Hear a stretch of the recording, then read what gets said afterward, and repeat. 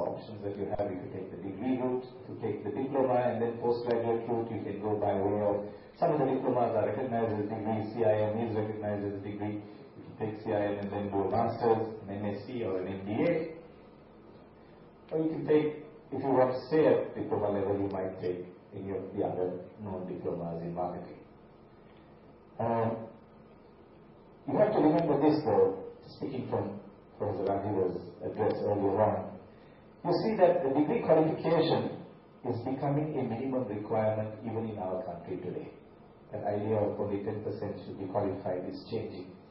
There is strong thought that private institutions will be allowed to award degrees in the near future in this country. If that's what will happen, the playing field will open. A degree will become a minimum qualification, which means you have to look at a second degree, either a postgraduate or a parallel second degree.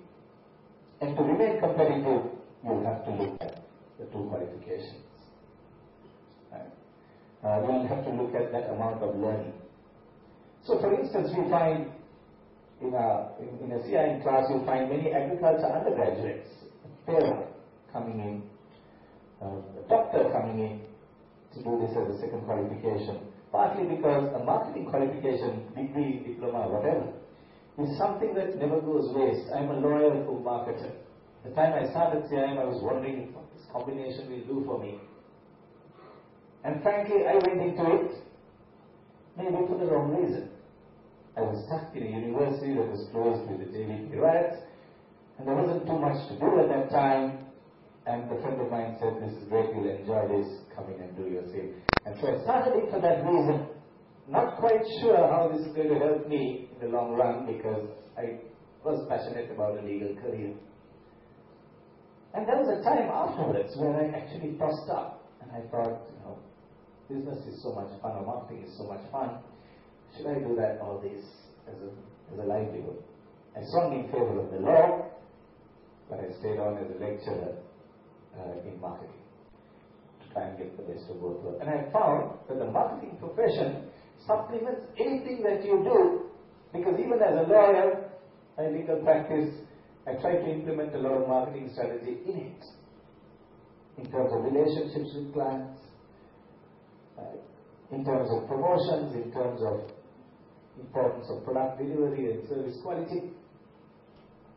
And so regardless of what you do, having a parallel or a second marketing qualification is another option you might look at, even if you don't want to make it your primary career. Right? So you have both options. I'd like to end with this. You know this man? You see him? Doesn't show. Michael Jordan. I missed more than 9,000 shots in my career.